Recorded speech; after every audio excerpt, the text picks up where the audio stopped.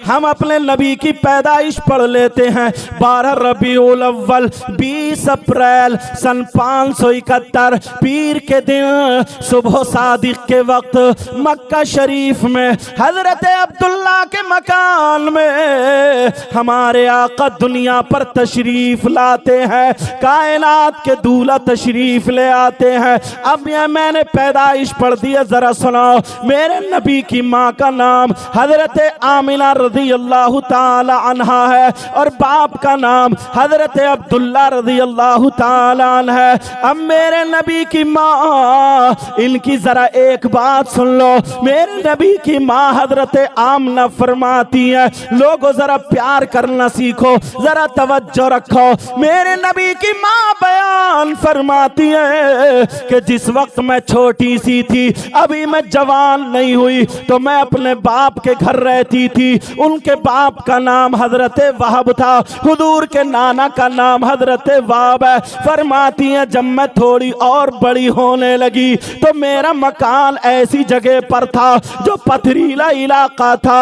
हजरत आमिना फरमाती हैं जब मैं कभी कभी नंगे पैर चला करती थी और जैसे ही नंगे पैर चला करती थी, मैं चल रही हूँ, मेरे पाँव के नीचे अगर कोई कंकर आ जाता था, मेरे पाँव के नीचे अगर कोई नोकीला पत्थर आ जाता था, हजरत आमना फरमाती है इतनी तकलीफ होती थी, मैं पकड़ के बैठ जाया करती थी, कभी अपने मुंह से फूंका करती थी तो तकलीफ में कमी होती थी। हजरत आमना फरमाती है, ये मेरे नबी की माँ का बयान है। फरमाती है यही मामला मेरी जवानी तक रहा, लेकिन जब मेरा रिश्ता हजरत अब्दुल्ला से हो गया, मेरी शादी हजरत अब्दुल्ला से हो गई, मेरी रुखसती हजरत अब्दुल्ला के यहाँ पे हो गई। अब ये भी सुन लो, जब निकाह हुआ था तो जुमेरात का दिन था, रजब का महीना था। ये बात बीच में आ गई तो मैंने बता दी। हजरत आमना फरमाती है जब मैं अब्दुल्ला के मकान में चली जाती हूँ, हजरत अब्दुल्ला का मकान भी ऐसे ही था, वहां पर जब मैं उनके यहाँ पे रहती थी, शादी के बाद भी यही आलम था। अगर मैं नंगे पांव चला करती थी, अल्लाह अल्लाह, नंगे पांव चला करती थी, मेरे पांव में अगर कोई कंकर चुभता था, अगर कोई नोकीला पत्थर चुभता था, अगर पांव उस पे पड़ जाता था तो इतनी तकलीफ होती थी, मैं पकड़ के बैठ जाया करती थी और फूंका करती थी। लेकिन जरा सुनो, अब नबी की माँ बयान फरमाती है कि जिस रात में ये वक्त गुजरता गया, मगर जिस रात में मेरे पेट में नूरे मोहम्मदी जलवागर हुए, हजरत अब्दुल्ला की सुल्बे पाक से अपनी माँ हजरत आमना के रहमे पाक में मेरे नबी का नूर जब मुंतकिल होता है तो हजरत आमना खुद बयान फरमाती है कि जिस रात में नूरे मोहम्मदी मेरे पेट में आ गया, अब जब मैं चला करती थी मेरे पेट में नूरे मोहम्मदी है, जब मैं आगे बढ़ा करती थी नंगे पांव हो जाती थी, अगर मेरे पांव के नीचे नोकीला पत्थर आता था या कोई कंकर आता था, हजरत आमिना खुद फरमाती है अब वो पत्थर या कंकर चुभता नहीं था, बल्कि मोम की तरह पिघल जाया करता था। ये नूर की बात है। ये इसीलिए तो बरेली के इमाम अल्लामतुज़्ज़मान फरीदुल आबाद मुल्हिदुन नज़ारे सैयद अदनान अश-शेख इमाम अहमद रज़ा खान यूं फरमाते हैं, या रसूल अल्लाह, मैं गदा तू बादशाह, मैं गदा तू बादशाह, भर दे प्याला नूर का, नूर दिन दूना तेरा, दे डाल सदका नूर का। नारे तकबीर, नारे रिसालत, जश्न रहमतुल लिल आलमीन, इश्क मोहब्बत, इश्क मोहब्बत, इश्क मोहब्बत, इश्क मोहब्बत। नारे तकबीर, नारे रिसालत। माशाअल्लाह। एक बात और बताऊं, हजरत आमिना की ये बात भी सुन लो।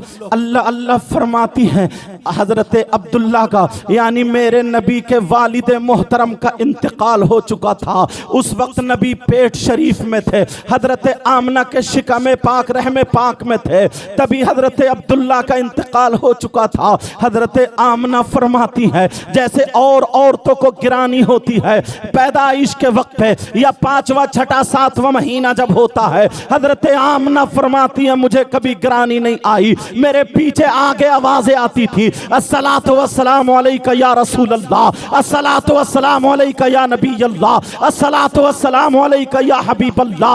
हजरत आमिना फरमाती है वो दौर वो था।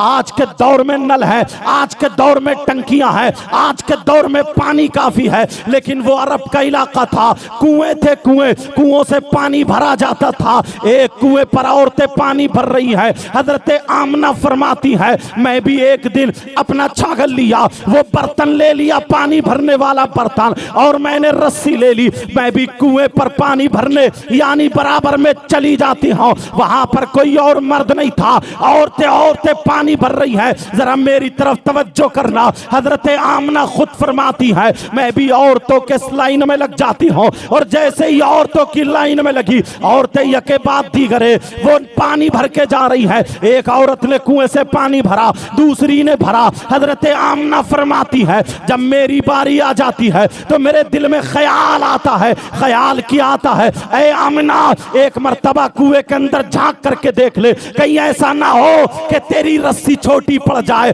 कुएं का अंदर पानी अंदर को चला गया हो, पानी कम रह गया हो, नीचे पहुंच गया हो, तली में पहुंच गया हो, तेरा बर्तन पहुंचे या ना पहुंचे। ऐ आमिना जरा एक मर्तबा झांक के देख ले। मेरे नबी की मां फरमाती है मैंने अपने बर्तन कुएं के मन पे रख दिए, और रखने के बाद जब कुएं के अंदर झांका, जैसे ही झांकना था एक आवाज आती है ऐ कुएं के पानी, ये नबियों के सरदार की माँ है, माँ इनका दीदार कर ले। अरे ये उस नबी की माँ है। कौन नबी? जो सैयाहे लामा का होगा, खातिमे पैगंबरा, रे बरे इंसो जा, मोनी से गरीबा, नदी में खस्ता जा, कायनात के दूल्हा, ये उन नबियों जो नबियों के सरदार, ये उनकी माँ है।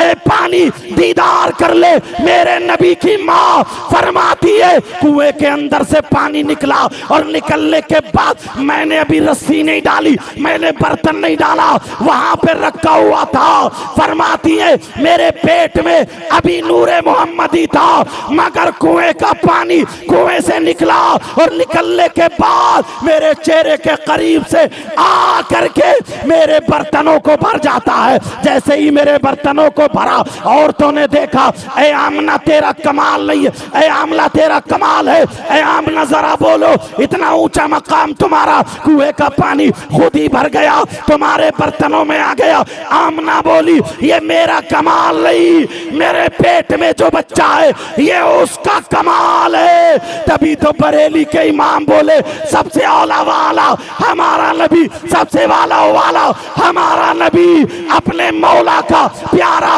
हमारा नबी। और आगे सुनो क्या कहते हैं, खल्क से औलिया, औलिया से रसूल, और रसूलों से आला हमारा नबी। कौन देता है? देने को मुंह चाहिए, देने वाला है सच्चा हमारा नबी।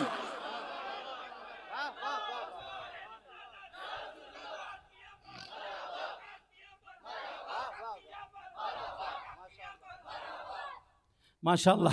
अब मेरे नबी की माँ अल्लाह समझ। अब जरा सुनो, उधर दादा हैं, बाप का इंतकाल हो गया, अब्दुल मुत्तलिब मौजूद हैं, लेकिन अब्दुल मुत्तलिब दादा होते हैं। अब्दुल मुत्तलिब को बड़ी फिक्र होती है, मेरे बेटे अब्दुल्ला का इंतकाल हो गया, बड़े ही खूबसूरत थे, लेकिन मेरी बहू बेटी आमिना उम्मीद से है, दुआएं मांगते थे अपने अंदाज में, क्योंकि खाने काबा के मुतवल्ली थे, वो दुआएं मांगते थे मेरी बेटी बहू के यहाँ बेटा आ जाए ताकि मेरे अब्दुल्ला का चिराग रोशन हो जाए, ताकि मेरे अब्दुल्ला की निशानी हो जाए, ताकि मेरे अब्दुल्ला की फुलवाड़ी आगे बढ़ जाए। मगर क्या पता था ये अब्दुल्ला का चिराग ही रोशन नहीं, बल्कि यहाँ तो वो बच्चा नूर बन के आएगा कि जिसके सदक़े में आसमान नहीं बल्कि चांदो सूरज बने, कायनात का जर्रा जर्रा बना। तभी तो बरेली के इमाम बोले या रसूल अल्लाह, जमीन और जमा तुम्हारे लिए, मकीनो मका तुम्हारे लिए, चुनीनो चुना तुम्हारे लिए, बने दो जहां तुम्हारे लिए, दहन में ज़बा तुम्हारे लिए, बदन में है जा तुम्हारे लिए, हम आए यहाँ तुम्हारे लिए और उठे भी वहां तुम्हारे लिए।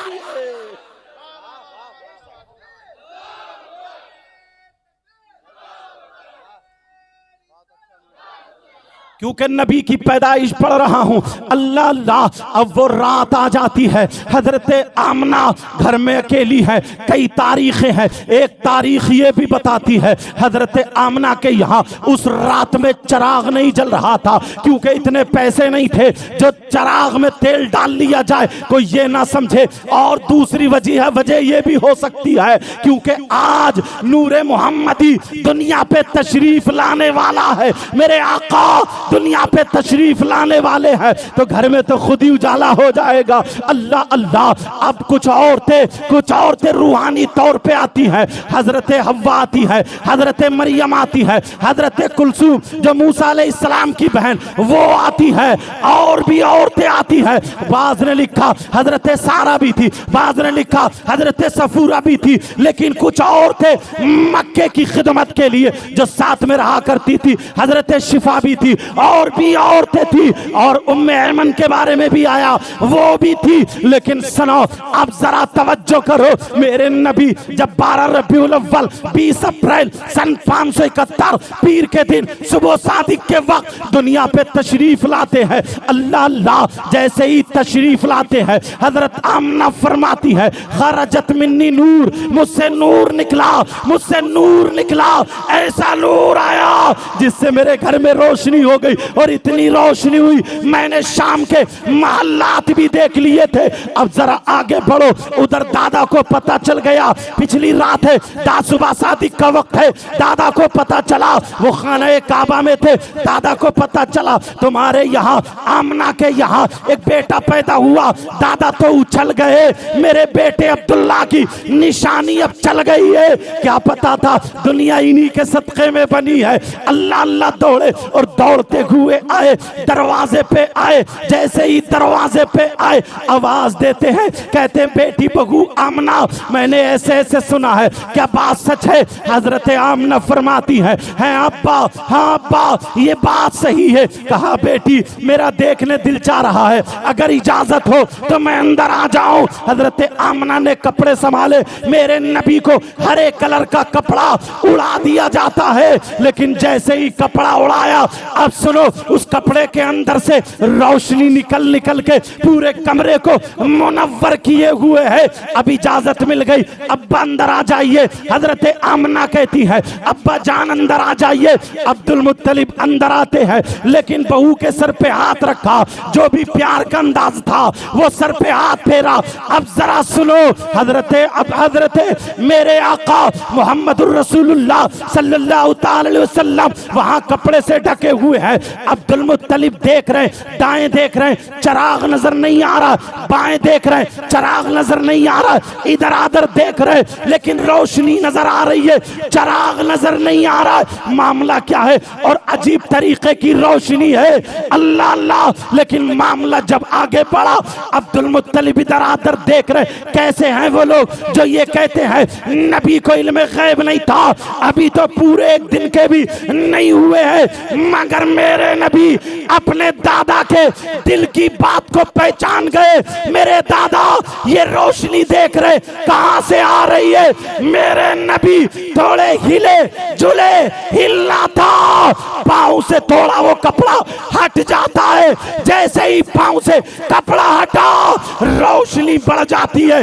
जब रोशनी बढ़ी तभी अब्दुल मुत्तलिब की नजर पड़ गई, नजर पड़ी, मचल गए। मचलने के बाद कहने लगे बेटी बहू आमना जरा इतना बता दो, मेरा दिल बेकरार है, मुझे मेरा पोता दिखा दो। ये पोता किसकी तरह है? तुम्हारी तरह है या अपने अब्बा की तरह है या दादा की तरह है?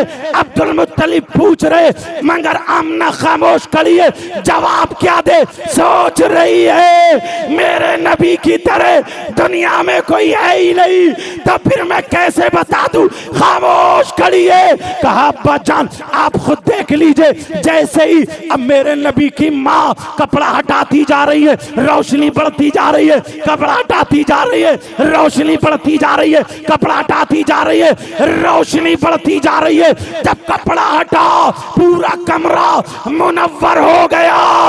बरेली के इमाम इश्क में झूम उठे, कलम उठाया और पुकार दिए, वो कमाले हुस्ने हुजूर है कि गुमाने नक्शे जा नहीं। यही फूल खार से दूर है, यही शम्मा है के धुआं नहीं। अल्लाह अल्लाह। और सुनो, अब मेरे नबी के दादा अब्दुल मुत्तलिब देख रहे, देखने के बाद देखते रह जाते हैं। अब हाथों को देख रहे, ऐसे हाथ किसी के नहीं है, पांवों को देख रहे, ऐसे पांव किसी के नहीं है। मेरी तरफ तवज्जो दो, बात निकल ना जाए। बड़ी तेजी से मैं सरकार की पैदाइश पढ़ रहा हूँ, बड़ी तेजी से चल रहा हूँ। अब हाथों को देख रहे, किसी के हाथ ऐसे नहीं है, पांवों को देख रहे, नबी की तरह किसी के पांव नहीं है। आंखों को देख रहे, नबी की तरह किसी की आंखें नहीं है। कानों को देख रहे, नबी की तरह किसी के कान नहीं है। अरे जब बात आ गई है जबान की, तो बरेली के इमाम फिर बोल उठे।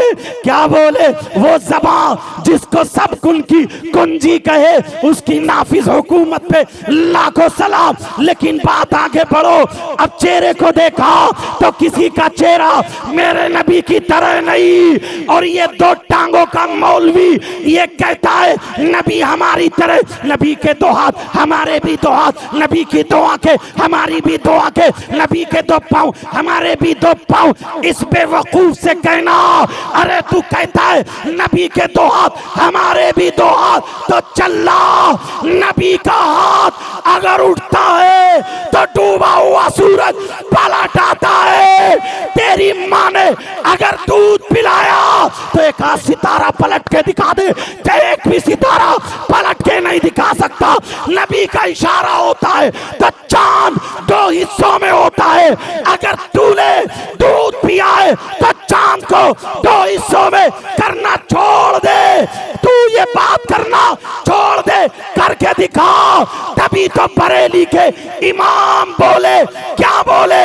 सूरज उल्टे पांव पलटे, चांद इशारे से हो जाग, अंधे नजदी देख ले कुदरत रसूलुल्लाह।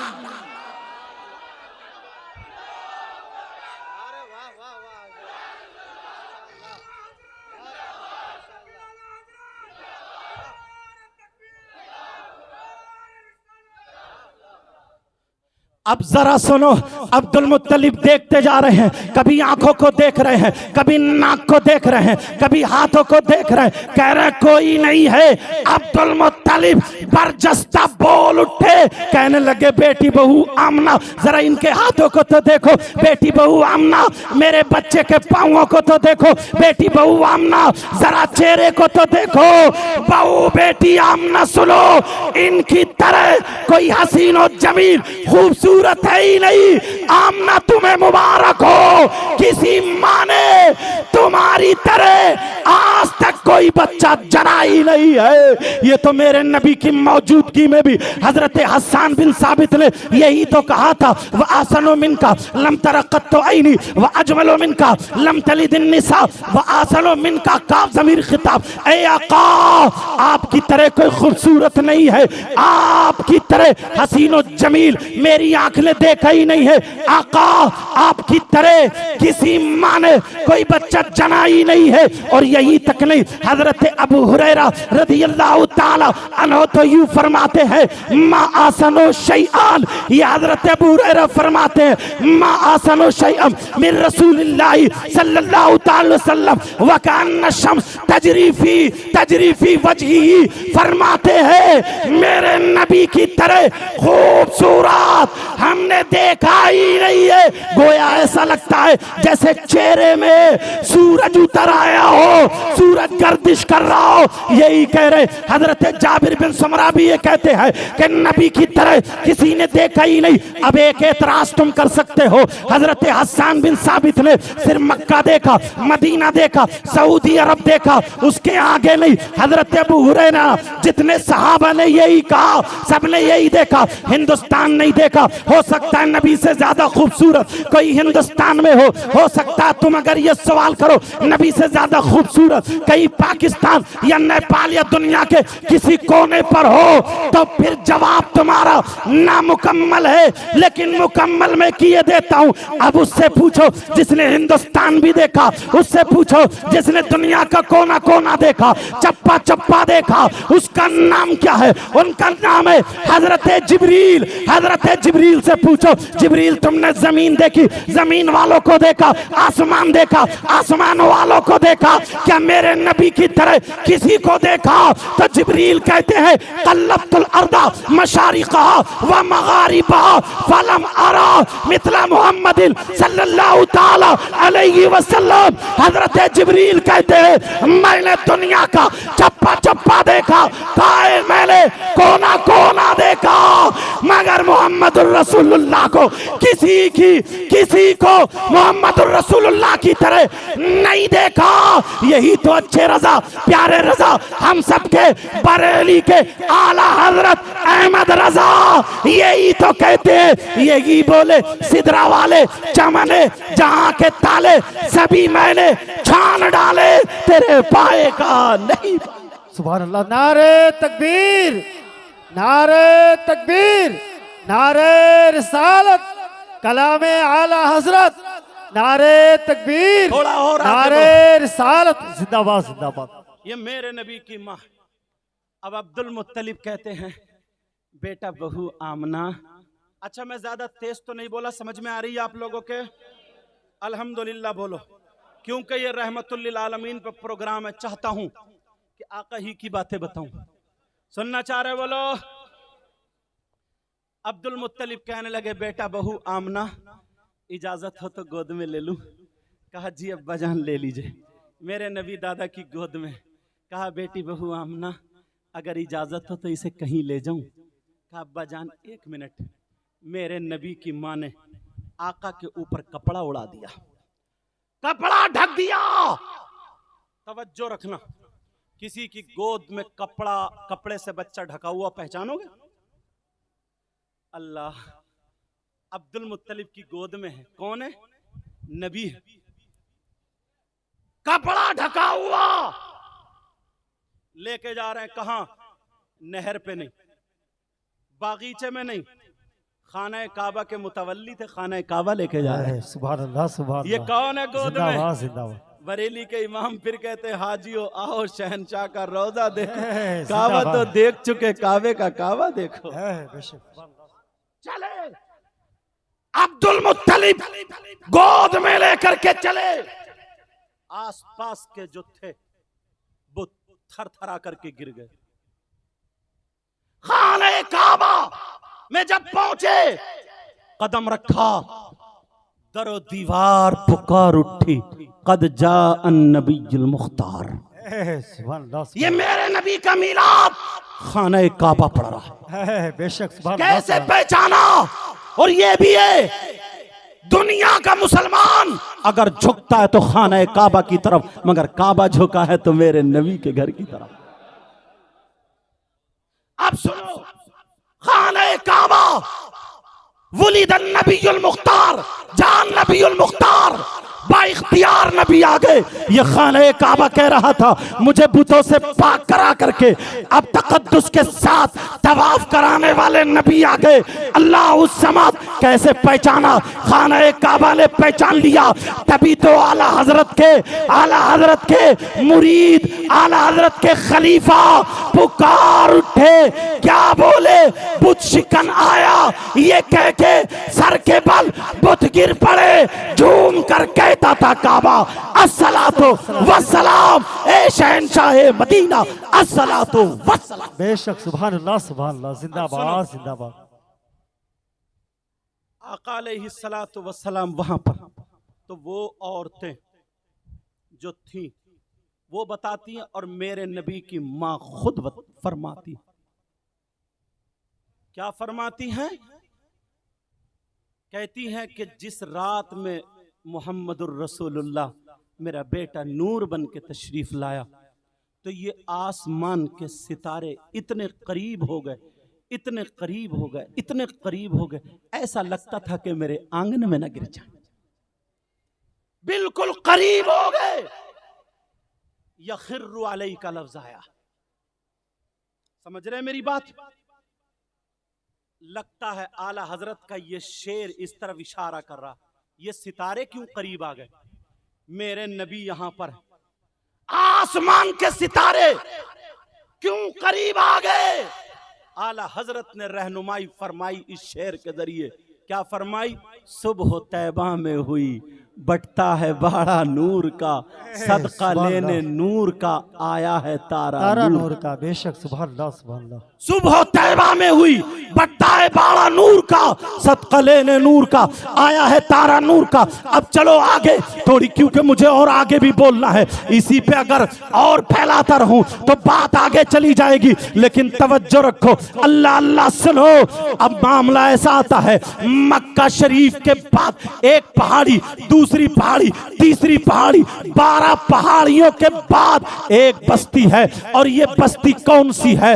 यहाँ पे कौन से कबीले के लोग रहते हैं? हजरत 7 कबीले के, यानी 7 कबीले के लोग रहते हैं। हजरत बोल गया 7 कबीले के लोग रहते हैं, बनी 7 बोलो। लेकिन सुनो, इसी कबीले से हजरत हलीमा भी है, उन्हीं को सादिया कहा जाता है। यहाँ पर क्या हुआ? लोग भूखे मरने लगे। पहले का मामला ये था, उनके पास भेड़ बकरियां ऊंट हुआ करते थे, बाकी और ऐसे साजो सामान नहीं। आज के दौर में अगर किसी के पास यहाँ से इंतजाम नहीं है, बंबई जाके कमा लेता है, मद्रास जाके कमा लेता है, हैदराबाद, बेंगलोर, दुबई वगैरह वगैरह जाकर के कमा लेता है। लेकिन ये लोग कहाँ जाए? वहां पर लोग भूखे रहने लगे। 10 औरतें इकट्ठी होती है, इकट्ठी जमा होती है। जमा होने के बाद ये औरतें मशवरा करती है, हमारे आदमियों के पास काम नहीं है, लेकिन बच्चे कैसे पलेंगे? हम तो भूखे मर जाएंगे। ऐसा करो, 12 पहाड़ियों के बाद मक्का शरीफ आता है, वहां पर बच्चे पैदा हुए हैं, वहां पर हम जाएंगे। उनकी औरतों के जो बच्चे हैं वो बच्चे लेकर के हम आएंगे और उन्हें दूध पिलाएंगे, उनकी परवरिश करेंगे। जो हमें दौलत मिलेगी, रुपया पैसा मिलेगा, हम उससे अपने बच्चों की गुजर बसर करेंगे, अपनी जिंदगी गुजारेंगे। 10 औरतें जमा होती हैं, उन औरतों में जमा होने वाली औरत हजरत हलीमा भी है। तवज्जो रखना जरा मेरी तरफ, हजरत हलीमा भी तैयार है। लेकिन माजरा ऐसा है, कई दिन से हजरत हलीमा ने खाना नहीं खाया था, पानी पे गुजर बसर कर रही थी, कमजोर हो जाती है। इधर जो था दूसरा बच्चा दूध भी पी रहा था, जिनका नाम अब्दुल्ला, हजरत हलीमा के बेटे का नाम अब्दुल्ला था, वो दूध भी पी रहे थे। अल्लाह अल्लाह, सारी औरतें जब तैयार हुई, सुबह को निकलना है, हलीमा ने साथ छोड़ने के लिए कहा। हलीमा कहने लगी, ऐ बहनों, मेरे अंदर हिम्मत नहीं है, मेरे अंदर ताकत नहीं है, मेरे अंदर इतनी ताकत अब एनर्जी नहीं है। आप देख रही हो मैं कैसे मक्के पहुंच पाऊंगी, 12 पहाड़ ये पार करना है। पहले बसें या ट्रेनें ऐसा कोई दौर नहीं था। अब कहा मेरी ये ऊंटनी है, यही सवारी है, ये भी कमजोर है, पता नहीं मक्के से वापस लौट के आ पाए या ना आ पाए। सारी औरतें कहने लगी, ऐ हलीमा तुम ये क्या कह रही हो? अरे हम में वायदा हुआ था, तुमने कहा कमाता चलेंगे, अब तुम साथ ना छोड़ो। हलीमा कहने लगी मेरे अंदर हिम्मत देखो, ताकत देखो, क्या तुम्हें बाकी लगता है कि मैं मक्के पहुंच सकती हूँ? औरतों ने उनको तसल्ली दी, मगर क्या पता था हलीमा की किस्मत अब बनने वाली है। कहा मैं जाऊंगी, मेरे बच्चे का क्या होगा? मेरी बेटी शीमा है, इनका क्या होगा? ये एक आध बकरी है, इसका क्या होगा?